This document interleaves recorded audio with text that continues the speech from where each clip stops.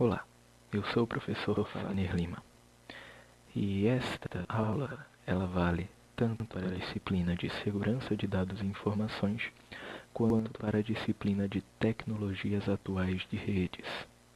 E o tema da aula de hoje é criptografia. Para começar, vamos ver alguns conceitos importantes. E o primeiro deles é o conceito de criptografia, que nada mais é do que a área de estudos dos sistemas de encriptação.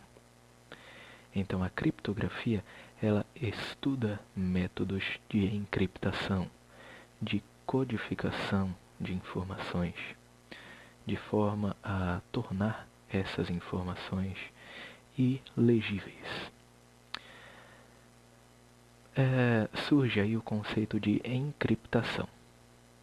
Encriptação também pode ser chamada de cifração, ou seja, um processo de cifragem, cifrar uma informação, ou codificação, que é o passo de tornar um texto claro, um texto que nós conseguimos ler, um texto legível, transformá-lo em um texto cifrado, ou um texto codificado, ou um texto ilegível.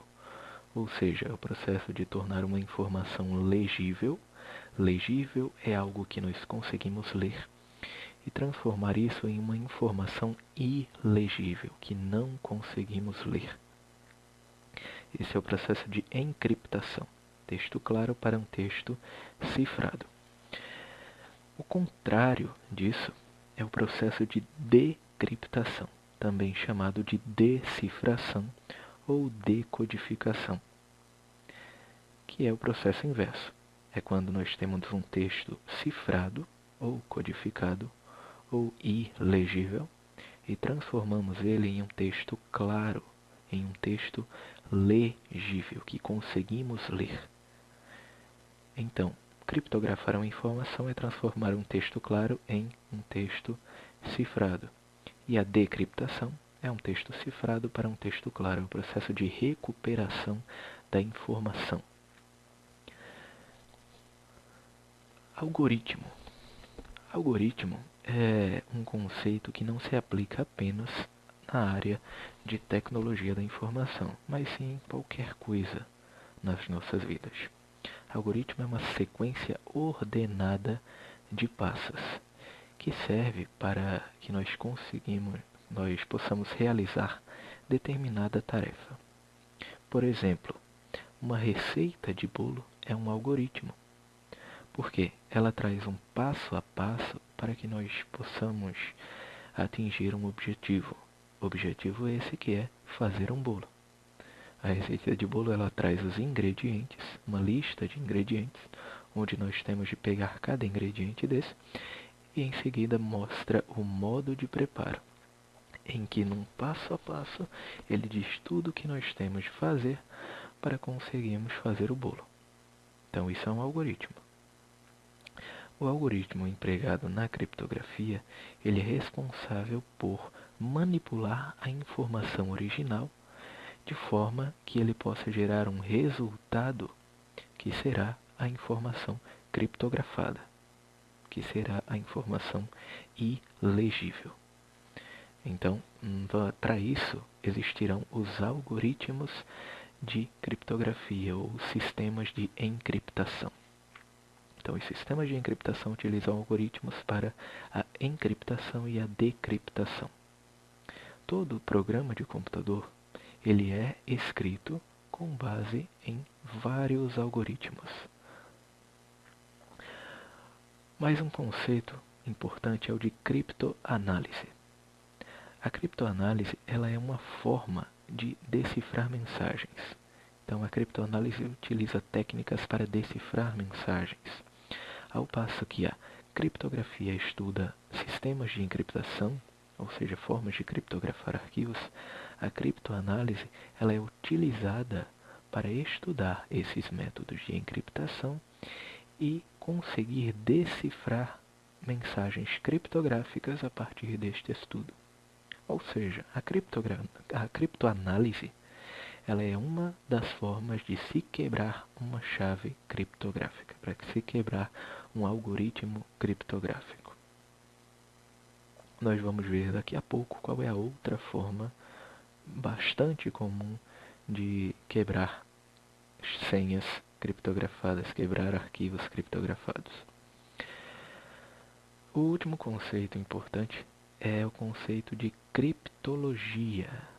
A criptologia nada mais é que a junção de dois conceitos. A criptografia, que é o estudo dos sistemas de encriptação, que é onde os estudiosos eles estudam formas de encriptar arquivos, encriptar informações, e a criptoanálise, que é onde se estuda formas de quebrar esses sistemas de encriptação desenvolvidos com a criptografia. Então, a criptologia é simplesmente a união desses dois conceitos. Mais um conceito importante: esteganografia.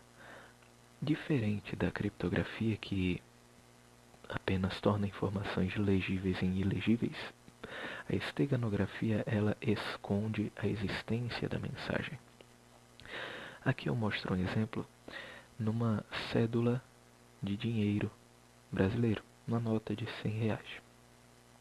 Uma nota de R$ 100 vista sem muitos detalhes, ela acaba escondendo algumas informações que são utilizadas para verificar a integridade, a veracidade dessas notas.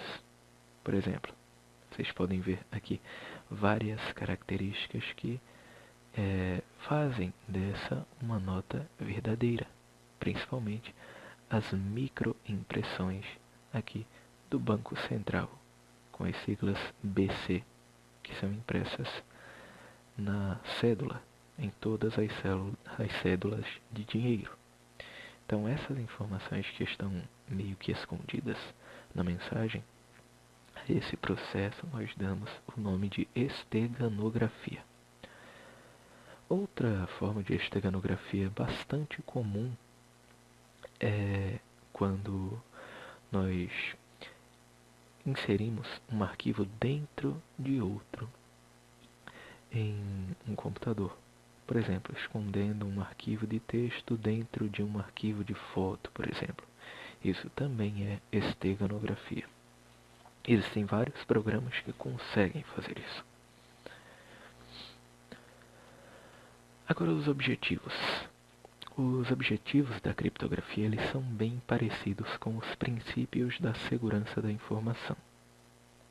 O primeiro objetivo é a confidencialidade, que diz que o acesso deve ser apenas a pessoas autorizadas, ou seja, informações criptografadas devem ser acessadas apenas por quem tem autorização. Integridade. A integridade garante a veracidade da informação. Ela garante que a informação não foi alterada no meio do caminho.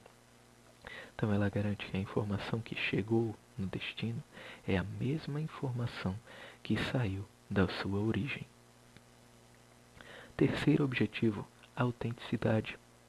É a garantia da veracidade da fonte da informação. Ou seja, é quando o autor da informação ou o emissor da informação, aquele que envia a informação, garante que aquela informação é de autoria dele, ou aquele envio foi feito por ele. Então ele prova que foi ele que realizou aquela determinada tarefa. Já o não repúdio, que também pode ser chamado de irretratabilidade ou irrevogabilidade, é a impossibilidade da negação de um ato, que é um conceito que complementa o da autenticidade, onde, no não repúdio, o emissor ou o criador daquela informação não pode negar a autoria de seu ato. Ao passo que a autenticidade mostra que prova a autoria daquele ato, o não repúdio, ele impossibilita a negação daquele ato. Não repúdio, não negar. Muito bem, vamos agora para a principal parte desta aula, que são os conceitos de encriptação simétrica e assimétrica. O primeiro tipo de encriptação é assimétrica, também chamada de criptografia de chave única ou convencional. Nesse tipo de encriptação, a chave é mantida secreta pelos interlocutores. E a transmissão de cópia da chave deve ser feita por um canal seguro. Na maioria das vezes, a chave que nós consideramos aí é simplesmente uma senha para criptografar os arquivos. Então, como a criptografia simétrica é de chave única, ela utiliza apenas uma chave, ou seja, uma senha. E essa senha é utilizada tanto para encriptar as informações quanto para decriptar as informações. E se a informação precisar ser enviada para outra pessoa, para que essa outra pessoa consiga ler a informação, o emissor ele também deve enviar a chave única para o receptor. Só que nesse processo, a chave ela pode ser interceptada por outra pessoa. E se outra pessoa interceptar a chave e a informação, essa pessoa vai conseguir ler a informação tranquilamente. Com a chave ele consegue decriptografar a informação e consegue ler essa informação. Por isso ela deve ser transmitida por um canal seguro. E um exemplo clássico de canal seguro é a VPN. Justamente pela encriptação simétrica utilizar uma chave única, ela é mais utilizada pelas pessoas que querem guardar as suas informações para si, ou seja, aquelas que não necessitam de transmitir a informação para outras pessoas. Então, se ela não precisa transmitir a informação, ela também não precisa transmitir a chave.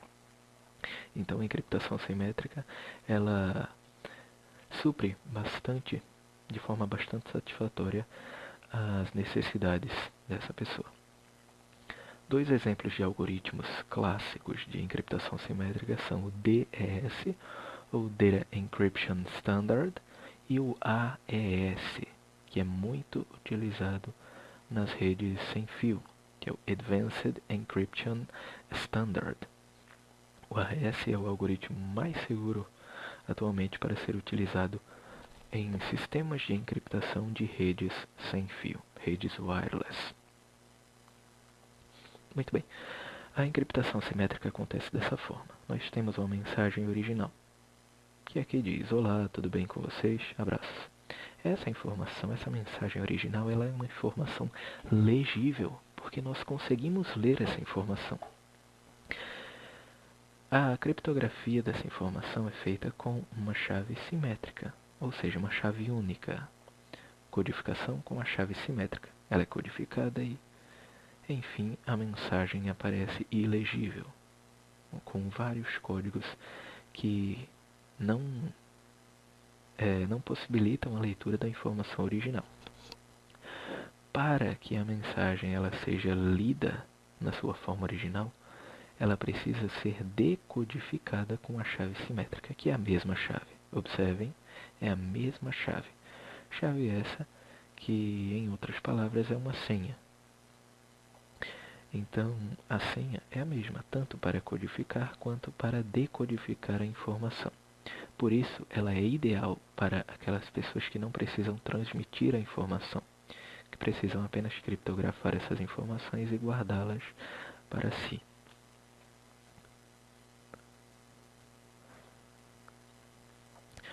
O que é necessário para funcionar a encriptação simétrica? O mesmo algoritmo com a mesma chave é usado para encriptação e decriptação. Então, se eu tenho uma chave que utiliza o algoritmo AES, se eu tenho o algoritmo AES e utilizo a chave 1, 2, 3, por exemplo, para decodificar a informação eu preciso utilizar o algoritmo AES com a chave 1, 2, 3 também. Se eu mudar a chave ou mudar o algoritmo, eu não vou conseguir ler essa informação. Então eu preciso do mesmo algoritmo e a mesma chave para encriptar e decriptar. O emissor e o receptor precisam compartilhar o algoritmo e a chave. Se a informação precisa ser enviada, é necessário compartilhar o algoritmo e a chave. Se a informação não precisa ser enviada, o emissor, no caso o dono da informação, ele não precisa compartilhar nada. Ele precisa apenas saber dele quais são os algoritmos, qual é o algoritmo e qual é a chave que ele utilizou para encriptar as informações. E o que é necessário para a segurança? A chave deve permanecer secreta, precisa permanecer secreta. Então, se não é necessário enviar a chave, ótimo. Se for necessário enviar a chave, que se envie por um canal seguro, para que ela não seja interceptada por terceiros. Deverá ser impossível ou pelo menos impraticável decifrar uma mensagem se a chave for mantida secreta. Ou seja, deve ao máximo dificultar o ato daqueles que tentam quebrar uma criptografia, seja por meio de criptoanálise ou por meio de força bruta, que é um método que nós vamos ver daqui a pouco como funciona. O conhecimento do algoritmo mais amostras do texto cifrado precisam ser insuficientes para determinar a chave. Isso daqui é muito utilizado pelos criptoanalistas, por aqueles que fazem a criptoanálise. Eles se baseiam no algoritmo utilizado e em amostras do texto cifrado, codificado, para tentar descobrir a chave de encriptação.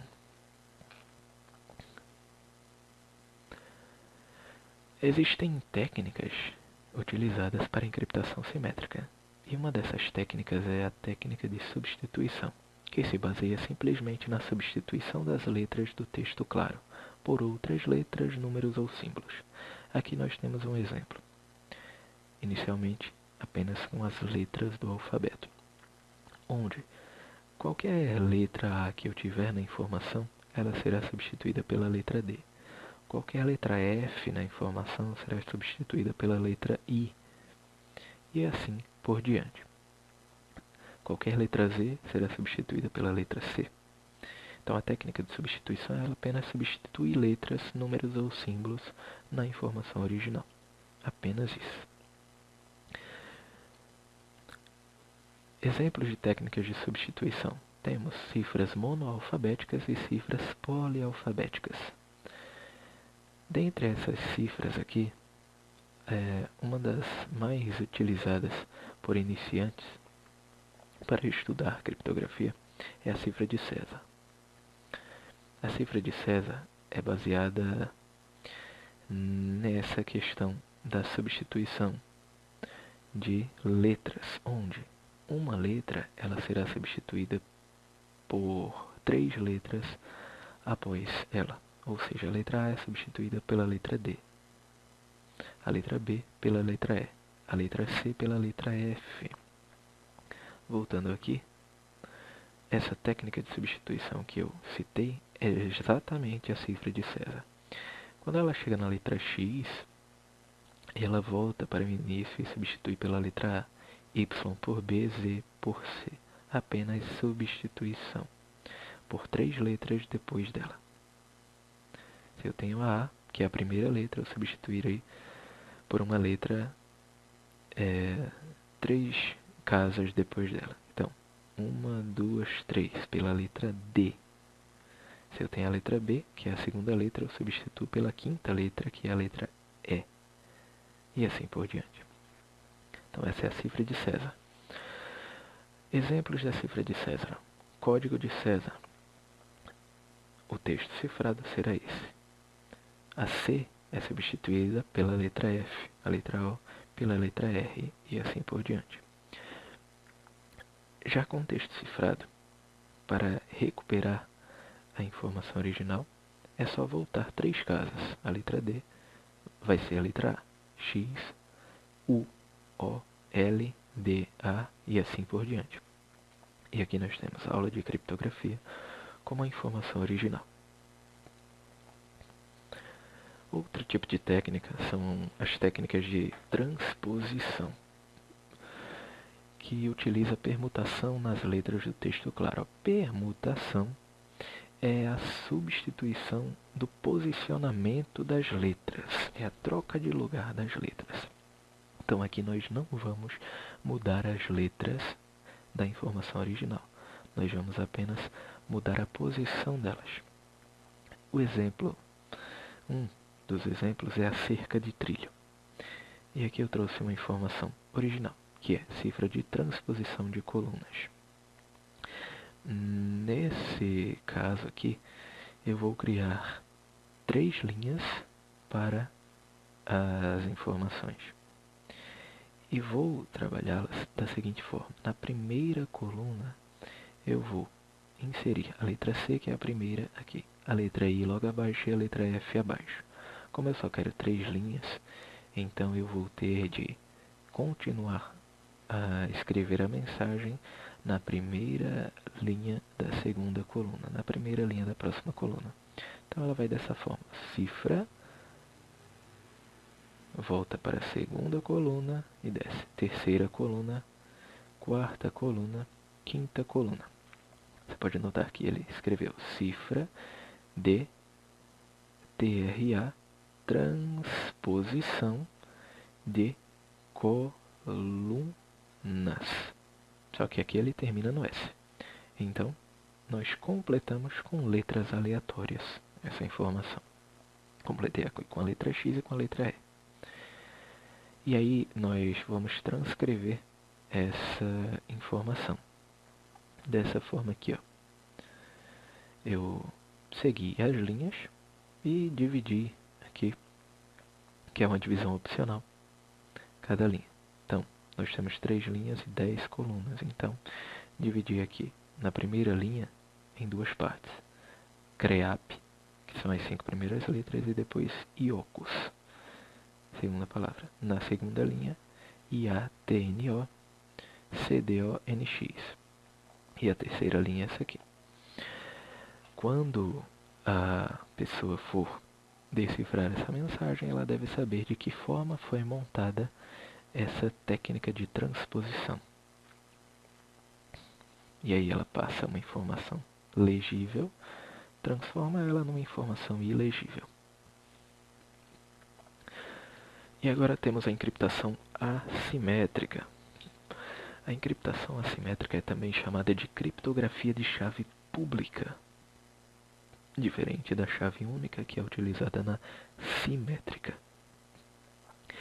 A assimétrica é baseada em funções matemáticas e não em substituição e permutação. E ela utiliza 2 chaves separadas. Diferente da chave simétrica, que usa uma chave, a criptografia assimétrica utiliza 2 chaves. São uma chave pública e uma chave privada. Como o próprio nome já diz, a chave pública ela pode ser compartilhada com todas as pessoas. E a chave privada ela deve ser mantida secretamente pelo criador das chaves. Como funciona? Nós temos aqui a mensagem original. Então nós passamos a chave azul para codificar para codificar essa informação. A chave azul é uma chave assimétrica. Nesse caso será uma chave privada ou pública. Depende da utilização que vai ser dada a essa chave. Criptografando a informação, nós temos a mensagem codificada. Para decodificar a informação, nós precisamos utilizar a outra chave. A chave amarela, nesse exemplo, ela vai decodificar a informação e trazer a mensagem original. Então, uma chave ela codifica e a outra chave decodifica. Cada chave tem a sua função e as duas se completam. As operações são encriptação e decriptação. Cada chave faz o seu papel. E outro tipo de operação muito usada é a geração ou verificação de assinatura digital. A assinatura digital ela é utilizada com o uso de chaves assimétricas. Dois exemplos clássicos de algoritmos assimétricos são o RSA, de Rivest, Shamir and Adleman, e o DAS, Digital Signature Algorithm.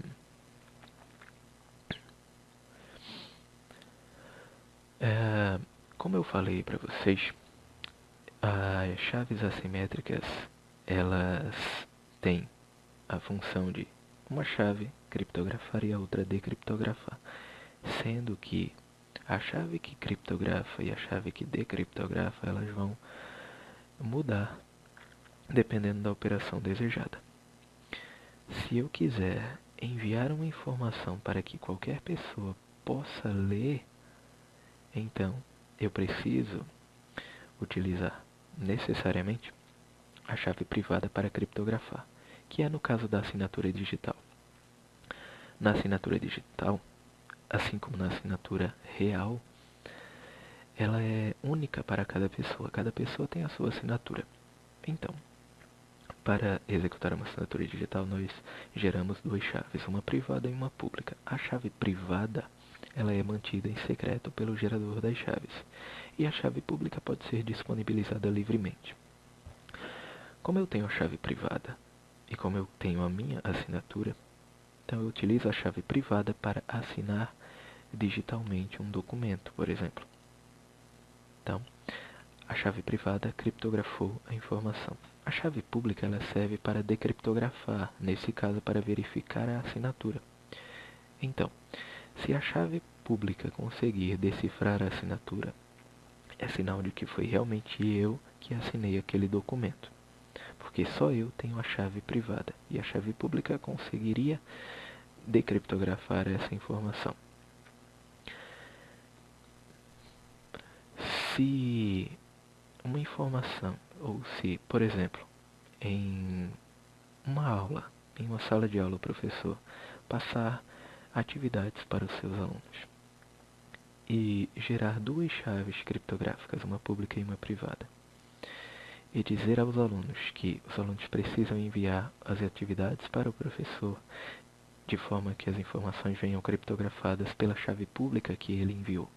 Ou seja, ele envia uma chave pública para todos os alunos para que eles possam criptografar as suas atividades. Por quê? Criptografando as atividades e enviando ao professor, essas informações só podem ser lidas por quem tiver a chave privada, que nesse caso será o professor. Se algum aluno interceptar a mensagem, ele não vai conseguir ler as atividades, porque ele só tem a chave pública, e a chave pública foi desenvolvida, nesse caso, para criptografar as informações e não para decriptografar. Então, nós vemos aí que a chave privada pode servir, em alguns casos, para criptografar, em outros para decriptografar. E a chave privada, a mesma coisa. A chave privada e chave pública vão ter tarefas diferentes dependendo da sua aplicabilidade. O que é necessário para funcionar uma chave assimétrica? Um algoritmo é usado para encriptação e um relacionado para decriptação com um par de chaves, uma para encriptação e outra para decriptação. Então, um algoritmo é usado para encriptar e um algoritmo é usado para decriptar, com um par de chaves diferentes. O emissor e o receptor precisam ter cada um uma chave do par, que não é a mesma. Se a chave privada não é para ser enviada, então o receptor ele não terá a chave privada, mas sim a chave pública. O que é necessário para a segurança? Uma das duas chaves precisa permanecer secreta, que é a chave privada. Deverá ser impossível ou pelo menos impraticável decifrar uma mensagem se uma das chaves for mantida secreta. E o conhecimento do algoritmo mais uma das chaves mais amostras do texto cifrado precisam ser insuficientes para determinar a outra chave. Então, nós percebemos aí que a segurança da criptografia ela é diretamente relacionada com a chave utilizada. Por isso, devem ser utilizadas chaves difíceis de serem descobertas. Aí temos o certificado de chave pública, também chamado de certificado digital, que é um documento emitido e assinado digitalmente, onde a chave privada de uma autoridade de certificação é utilizada. Então, uma autoridade certificadora é aquela que fornece um certificado digital, aquela que atesta a veracidade das informações daquele site ou daquela pessoa física ou jurídica. É um documento que mostra o vínculo do assinante a uma chave pública. Por exemplo, nesse exemplo aqui que eu mostro, é um site que utiliza o HTTPS, que pede um certificado digital. E aqui nós temos a informação do certificado digital do site da Google. E aqui ele mostra as informações, clicando em detalhes ou em informações do certificado. Informações do certificado, ele vai exibir as informações do certificado digital. Por exemplo, a autoridade certificadora, o algoritmo de criptografia utilizado, entre outros. Para o certificado digital é necessário a assinatura digital, que é a assinatura de uma mensagem com chave privada. Por que ela é assinada com chave privada? Porque só o detentor da assinatura digital deve ter aquela assinatura. Por isso ele usa a chave privada para assinar, porque só ele possui a chave privada. Já a chave pública é disponibilizada para todo o mundo, porque a partir dela pode ser verificada a veracidade da assinatura digital. Ataques a sistemas de encriptação. Nós temos dois tipos básicos de ataques. O primeiro é a criptoanálise, que nós já apresentamos anteriormente, que explora as características do algoritmo. A criptoanálise realmente estuda o algoritmo utilizado. E também as informações que foram criptografadas, se for possível. Então, estudando as características, ele busca brechas dentro do algoritmo para poder quebrar a criptografia. Já no ataque por força bruta, ou brutal force, ele testa todas as chaves possíveis. É como você pegar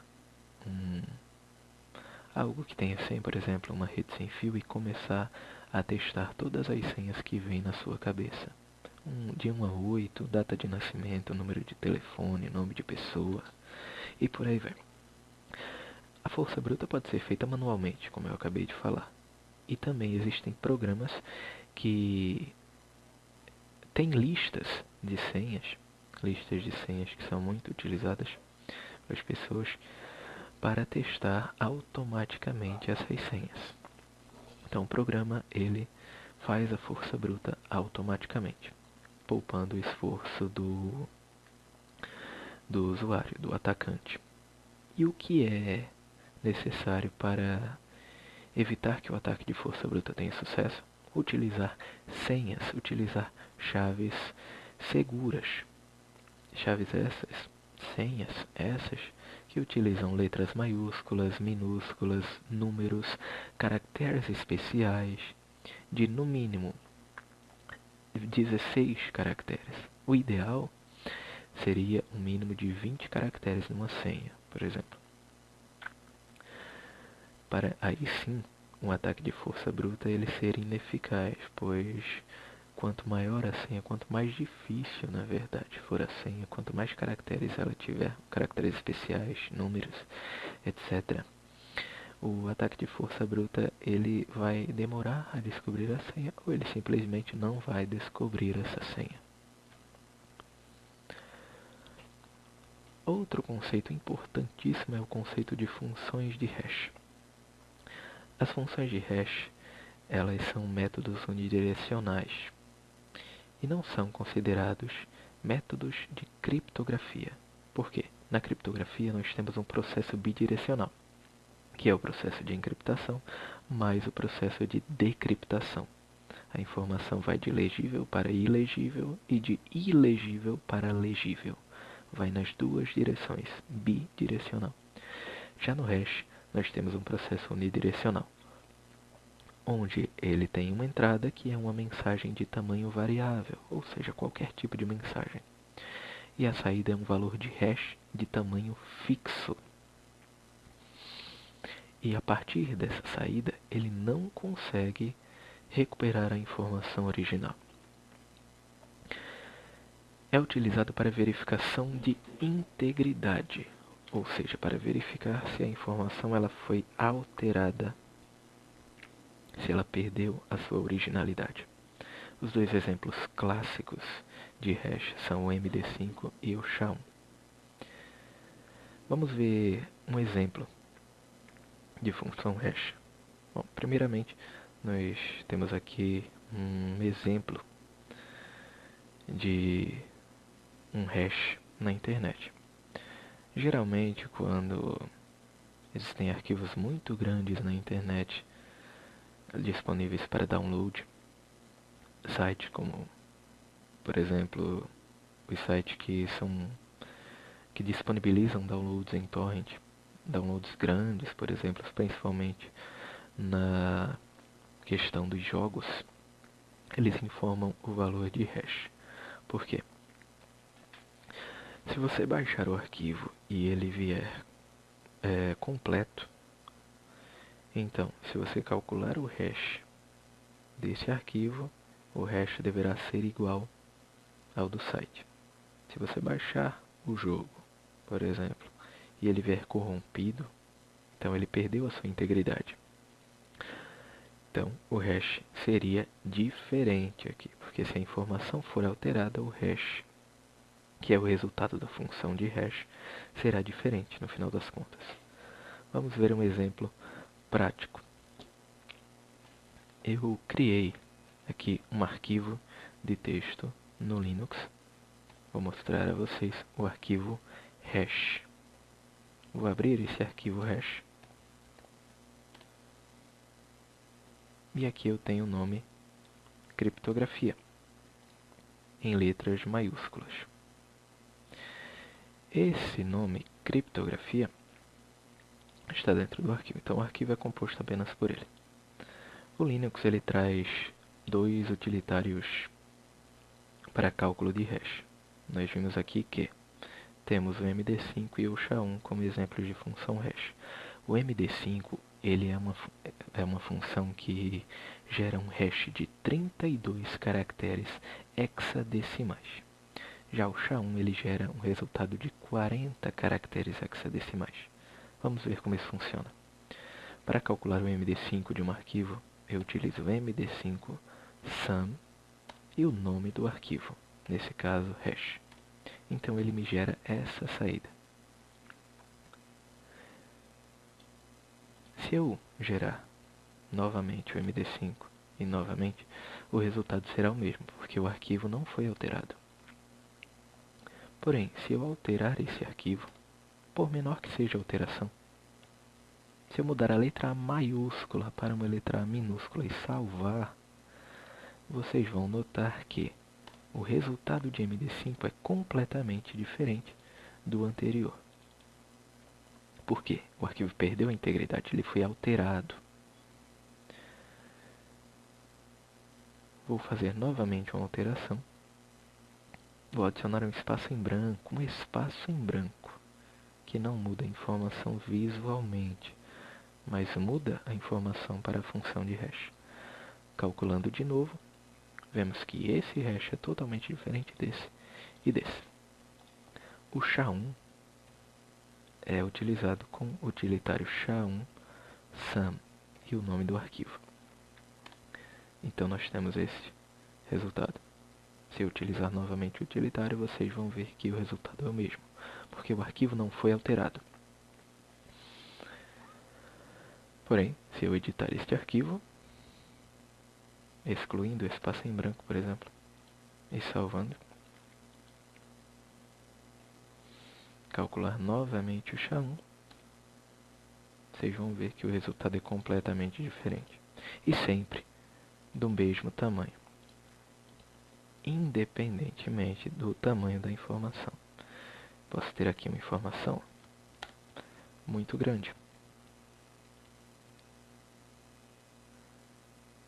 Aqui eu preenchi com várias letras.